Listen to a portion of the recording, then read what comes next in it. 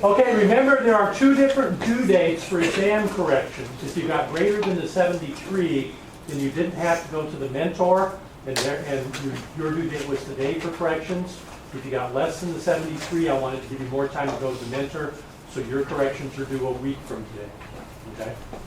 So this only applies to people 73 or above.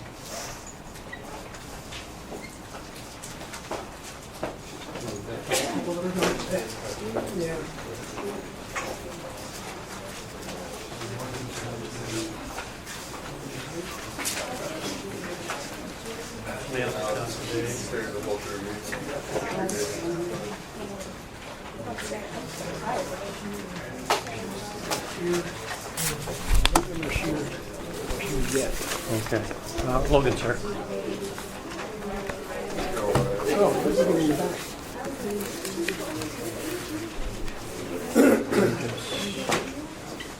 Wait, is that Regis back there? Or is that That's Rashawn. Rashawn? Okay, so Rachel's the only one that's... Someone like her to be done. She's sitting there? She's here. She's in the back.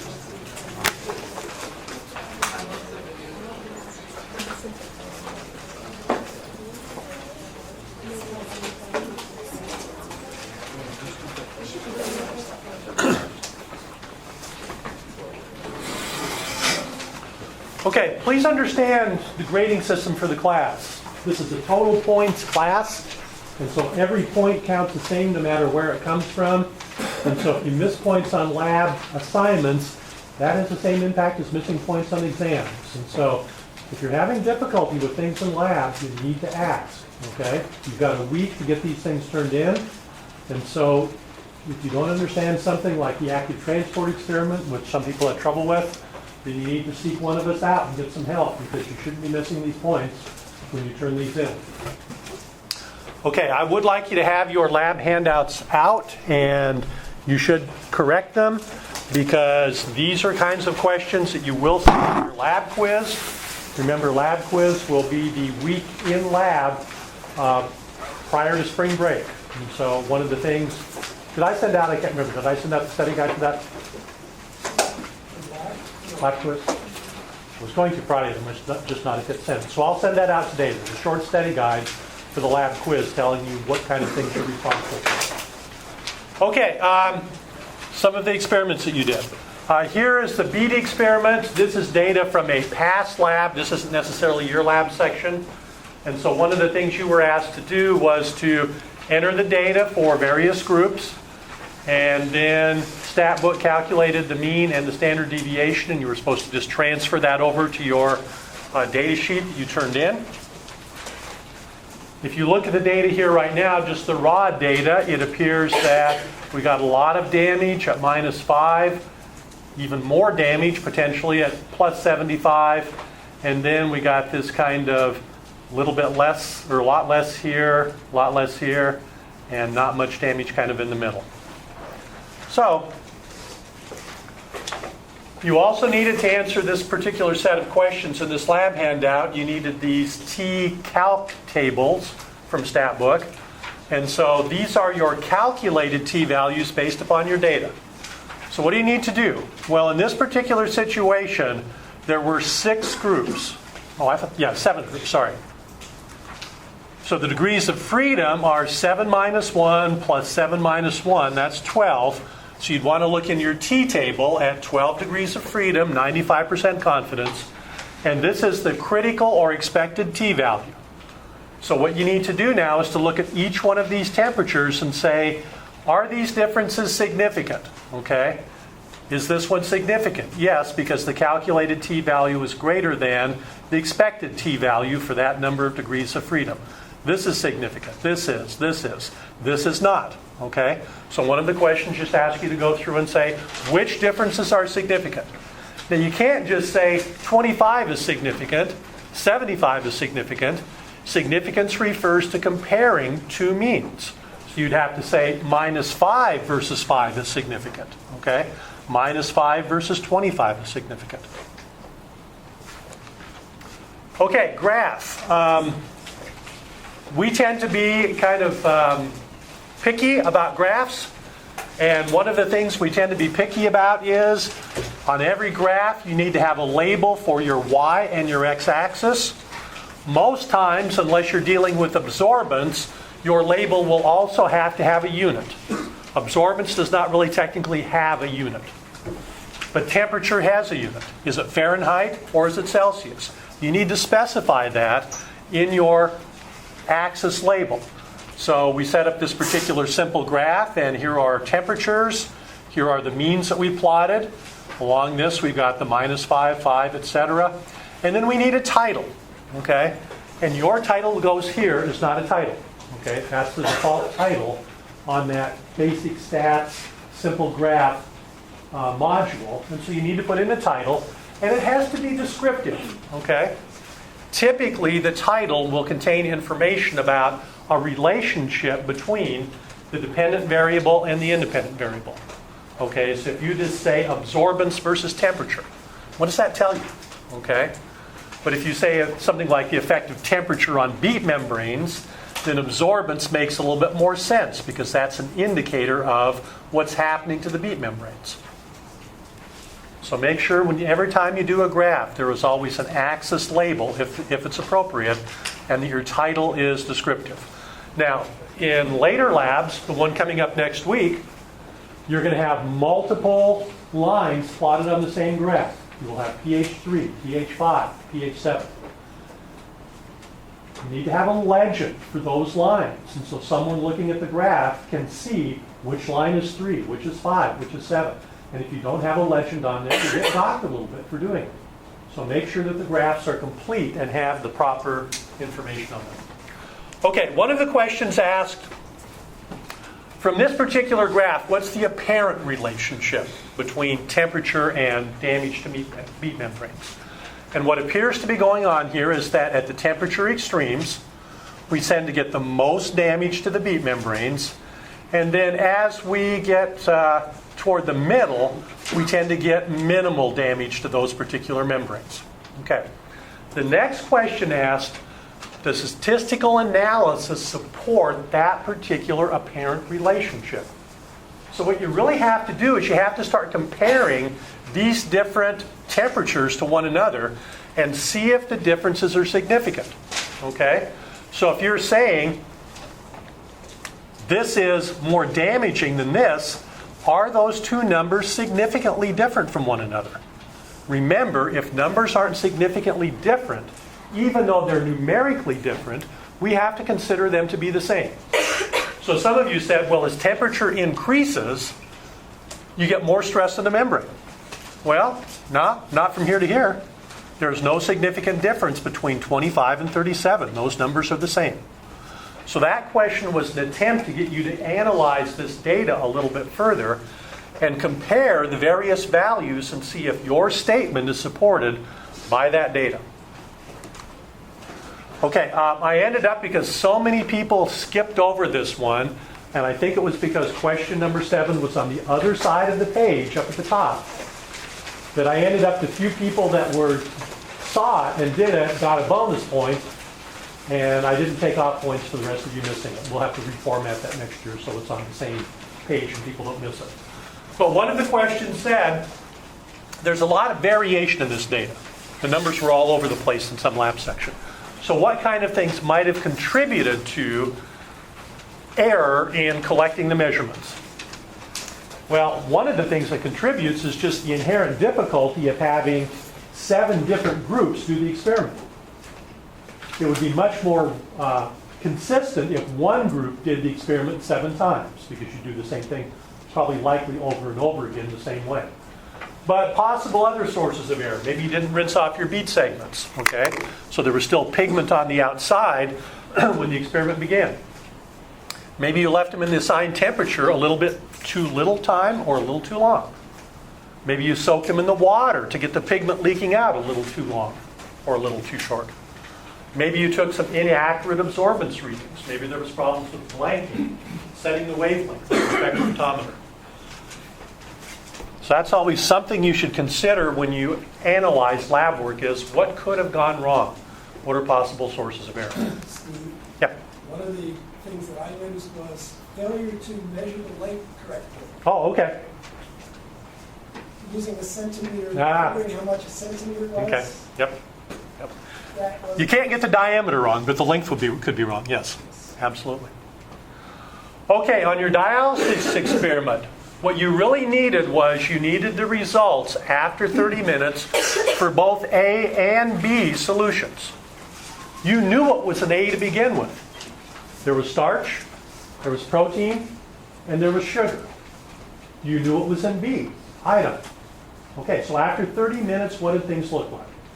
Well, was it permeable to iodine, the bag? Yeah, because it turned blue inside the bag. Because iodine moved across that membrane by diffusion and got in and mixed with the starch and gave us that blue color.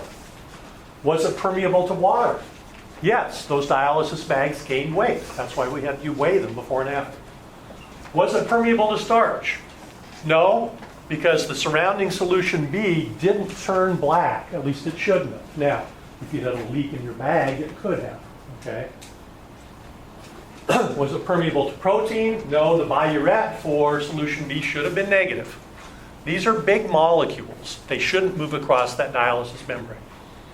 This one we got varying results. Dr. Morton played around with things a little bit. In the first two lab sections, I think particularly, you weren't getting any glucose coming out. The Benedict's test was negative for solution B after 30 minutes. And if that's the case, you would have concluded, no, it wasn't permeable. Some of you said up here that it was permeable to starch, or wasn't permeable to starch, because the Benedict's test was negative. Benedict's test is for reducing sugar. Starch is not reducing. The starch test is the iodine test. So make sure you know which test things are intended for. Okay, pull out your lab handout, and particularly that table where you are supposed to record your results and draw various conclusions based upon the color changes that you see. You will have a question about this on your lab quiz. There will be a similar type of experiment with the same principle. We're going to mix yeast solutions together with sodium carbonate, neutral red. We're going to filter some, we're going to boil some, etc. But I'm going to give you different results than you got in lab. And therefore, you're going to have to answer the questions based upon the results that you got. Okay? So make sure you understand the logic of how this works and why various colors indicate various things. What I will do is I will post this particular PowerPoint on the website. And in that way, when you're studying for the lab quiz, if you need to go back through this again and kind of wrap your head around it, then you can do that. But for heaven's sakes, talk to Dr. Morton or I before the lab quiz if you don't understand the logic of how the various results give you various conclusions. Okay, so remember we had two flasks, A and B. A was boiled, B was not. So the A contains dead cells, the B contains living cells. Okay, that's going to have an impact on the permeability of those membranes, whether the cells are dead or living. So, in flask A, we mixed a gram of yeast, we mixed 25 mils of sodium carbonate, and we boiled it, and we got that kind of tan, yeasty color. Okay, something that looked like this. Okay, just the color of yeast in solution. Then we added 25 mils of neutral red. And what color did we get? It should have been kind of an orangish yellow color.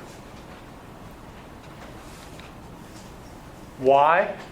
Because neutral red is an orangish yellow color in the presence of a base, and sodium carbonate is a base. Okay? Then we split the sample in half. We left a little bit for other treatments, and then we filtered half of that. Why are we filtering? Because we want to see what's in the cells and what's their environment. So whatever is in the cells will be the stuff trapped on the filter paper. Whatever was in the solution will be in that filtrate you collected in the test tube. So what happened when we filtered? Okay, this is what the cells look like. Okay, so is there dye in those cells? They're a different color than they were before, right? They were tan before. Now they're orangish yellow. Okay? Is there sodium carbonate in those cells? Yeah, that's what's responsible for that orangish yellow color of neutral red. What about the solution? What about their environment? Is there neutral red there? Yeah. It's not clear, it's got a color. It's got an orangish yellow color. So, what conclusions can we make up at this point? Neutral red didn't enter the cells, and that sodium carbonate entered the cells. Okay, we took the other half that we didn't filter, and we acidified it. Okay? And it was a red color. Is there neutral red there? Yeah. That's why the red color is present. We filtered it. Is there neutral red in those cells? Yeah. Is there acetic acid in those cells? Yes. Okay. We acidified the solution, and now the cells are red. So the neutral red has changed from a basic pH to an acid pH because the acid got inside. In the solution, is there neutral red? Yes. So think about what happened. We started out and the neutral red was in the environment. The acetic acid was in the environment. And both of those got into the cells. But there was still neutral red left in the environment. It all didn't go into the cell. It reached an equilibrium. It was red in and out. What does that suggest as a means of transport? That suggests diffusion. And by the way, some of you put osmosis. Remember, osmosis only deals with the diffusion of water. So you can't talk about osmosis of neutral red. You cannot talk about osmosis of acetic acid. Okay, just water. So, what's the membrane permeable to? Everything. Neutral red got in, acetic acid got in, sodium carbonate got in. So is that membrane being differentially permeable? No. And it's not surprising because the cells are dead. Does that part of the experiment make sense?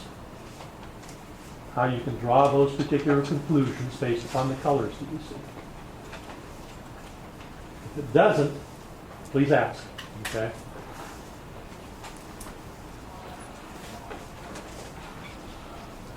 Okay, part B. We've got sodium carbonate and 25 mils neutral red. Okay, and there's our, again, orangish yellow color right there. The color of neutral red and base. Now we add yeast and let it sit for 15 minutes. And you should get a color change that is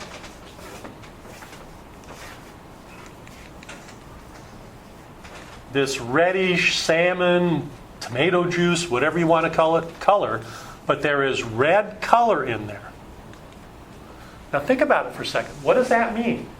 That means that the neutral red is now acidified. But did we add any acid? No, we added yeast cells. So what does that suggest? There's one of two possibilities. Either the yeast cells are acidic and the neutral red went inside and then turned red in that acidic environment, or the yeast cells were acidic and somehow put acid out into the solution. Those could both explain this particular result. Sit tight. Okay? We can't tell yet where the color is. Is it the cells or the solution? So what do? We filter it. Okay, now look at the difference right here. Okay? In part A, we didn't get that response because the yeast cells were dead in part A. In part B, the yeast cells were alive. So we filter. This is the cells. Is there neutral red in there? Yes, neutral red got inside, and then it must be acidic inside of that for the yeast cells to turn red.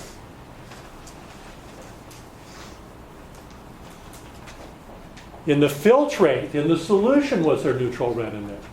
No. But it started out in the solution, right? We bathed the cells in this solution containing neutral red. And now it's all gone.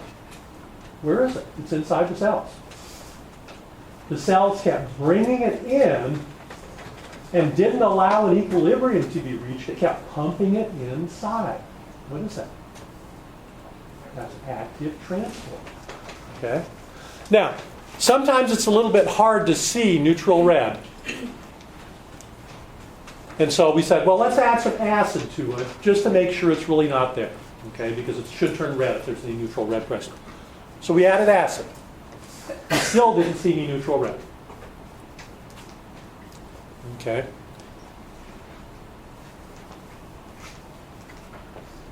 Did sodium carbonate enter those cells?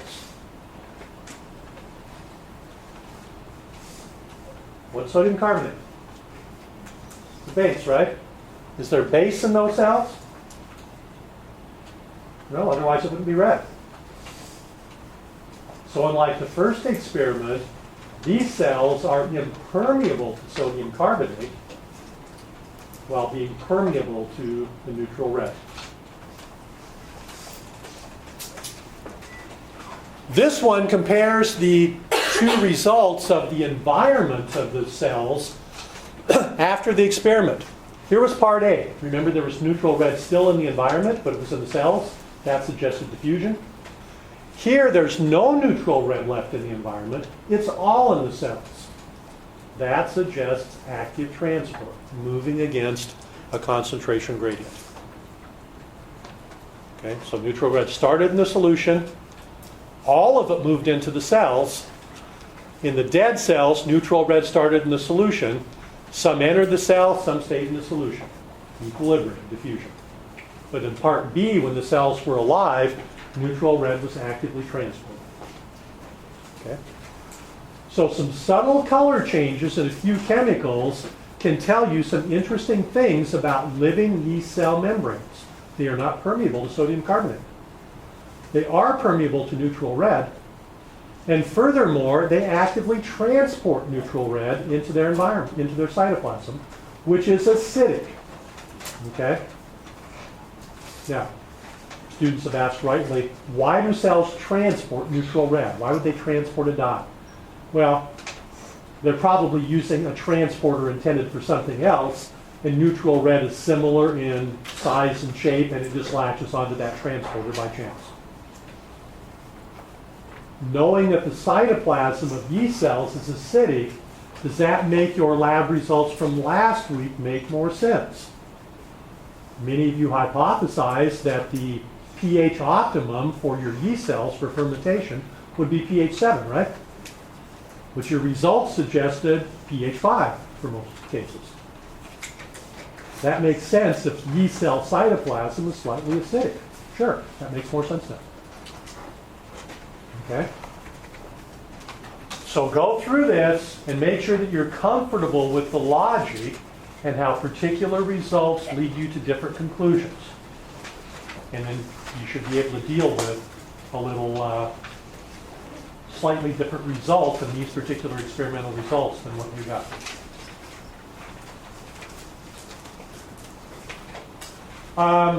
Did you want to say something about lab this week, or how do you want to handle this? I was going to do it as an intro. Okay.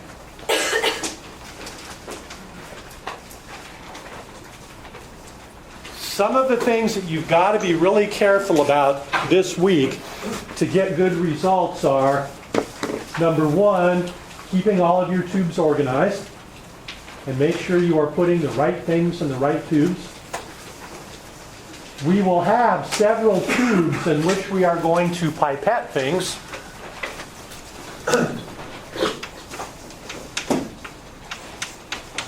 One of the tubes that we'll use will be a blank, and the blank will be used to zero the spectrophotometer. You really shouldn't have to re-blank every time you do an experiment, but it's not a bad idea to occasionally, every 2 or 3 times you make an experimental run, to just throw the blank in there and recheck it to make sure that the reading hasn't drifted a little bit. One of the things that you will have to understand, though, a week from now, is when you start playing around with variables in the experiment, if you change something in one of the two reaction test tubes, then you also have to change it in the blank. So if you double something in a reaction tube, like double the amount of Guaiacol, then you also have to do that in the blank, so that the blank is always reflective of what you're doing. We're going to use 2 tubes. One will contain the substrates, and one will contain the enzyme. It's very important that the total volume of both tubes always be 5 milliliters. So for example, in the base experiment that we're going to do, in the baseline experiment, we will have 2 substrates, Guaiacol and hydrogen peroxide, and then we will have water. And is it 2/10 of Guaiacol in the baseline? I think it is. I think it's 0.2 mils, 0.1, and then 4.7. Okay? Enzyme, we'll play around with the enzyme concentration before lab, but the intention is in the baseline reaction, there'll be 1 mil of enzyme and 4 mils of water. Okay? So down the road, if you are changing Guaiacol concentration and you're doubling it, then you're going to have to subtract out water to compensate for that. We always want that volume to be 5 milliliters in that substrate reaction tube. The same would go for enzyme. Okay? So if we went up to 2 mils of enzyme, we'd have to cut the water down to 3 mils. Okay? You can set these tubes up ahead of time. One of the things we ask you to do is to do several replicates of the same experiment and see if you can get similar results. So you could pipette several substrate tubes and set them aside, several enzyme tubes and set them aside, and then you could just do your reactions one after another. The reaction involves taking your substrate tube and taking your enzyme tube and just mixing the contents of them back and forth 2 or 3 times. Once you've done that, and the enzyme is now mixed with the substrate, the reaction's going to start. You then need to pour that into a spectrophotometer cuvette, put it into a spec that's already been blanked, and then start taking readings. What we ask you to do when you do this manually by hand first is to have someone start timing as soon as the other person starts mixing the substrate and the enzyme together. And you've got 30 seconds to mix, pour in a cuvette, wipe the cuvette off with the Kim wipe so it's not wet when you put it in the spectrophotometer, and then your partner should say time at 30 seconds and you should take a reading. Now unfortunately that needle's moving all the time. And so you've got to just look at it and say, bam, that's the reading. And then 30 seconds later they'll say time and you'll take another reading. And you will continue to do that for 3 minutes or 180 seconds. And then just write the data down. You'll then do that same experiment again and see if you can get a similar set of results. And we'll do that 2 or 3 times dependent upon how fast things are going. What's your biggest source of error in this typically? Pipetting accuracy. Okay? If you pipette 0.11 mils instead of 0.1, you've got a 10% error. Okay? So be very careful about pipetting. That's a big part of this first lab, is just getting your pipetting skills down. Also, making sure that you're taking your readings exactly at the 30-second increments is very important. Okay? Once you've done that, then Dr. Morton will run through with you really quickly how to use LoggerPro. And when we use LoggerPro, you'll still set up your experiments the same way. But now, when you mix the tubes and put them into the spectrophotometer, at 30 seconds you're going to hit start on the data collection.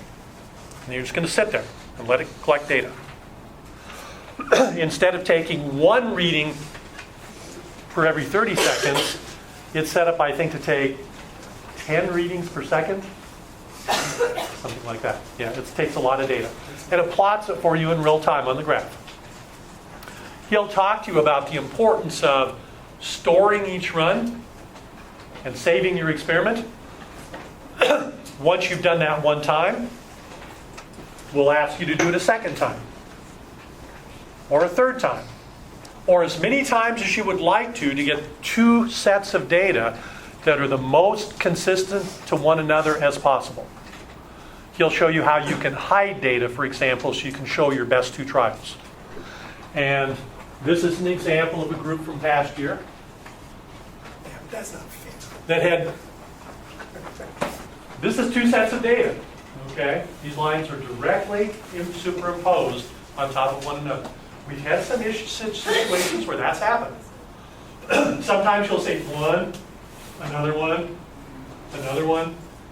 When we do this for real, we're going to have you take 3 trials of every experiment you do, and then there's a way you can take the data and it will average all 3 of those and plot a single line for you. That's what we'll do. You have things you want to say? As you can see from what Dr. Browder has already described, there's a lot of things you're going to be doing in lab this week that you have never done before. Precise pipetting, there's a lot of different reagents you've never worked with before. Mechanically, there's going to be things you're going to be doing that you haven't done before. So it is really, really, really important that you read this over before you come into lab. Otherwise, you're going to stumble through for the first hour until you suddenly figure out what you're doing, and then you're going to be behind. And this is especially of concern for those of you who come late. When you're late, you miss the introduction. You miss my pointers as to how to get through this so it's manageable and what to focus on. All right, so coming late not only puts you at a disadvantage, but it puts your lab partner at a disadvantage. I told you at the beginning of the year that these labs were not, or beginning of the semester, that these labs were going to be far more difficult, intense, more expected of you than what we did in 134. This is a great example of stepping it up a whole lot. All right? So come prepared. If you come prepared, if you know the steps you're supposed to do, if you know how to set up your spectrophotometer, if you know where the possible areas of concern are before you start, rather than make the mistake and then go, oh, I guess I should have done something, you'll be way ahead of the curve. All right? So come prepared and come on time. Early is on time. On time is late, and late is unacceptable.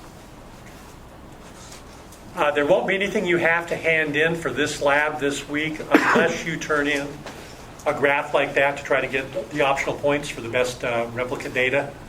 The following week then, well, there's really nothing to turn in for the next couple of weeks because you're going to be working on your project and your presentation. Correct. So ultimately you will have a PowerPoint slide of your presentation, and Dr. Morden will be evaluating your presentation in lab. But he'll tell you more about that as lab progresses. Quiz? Yep, go ahead.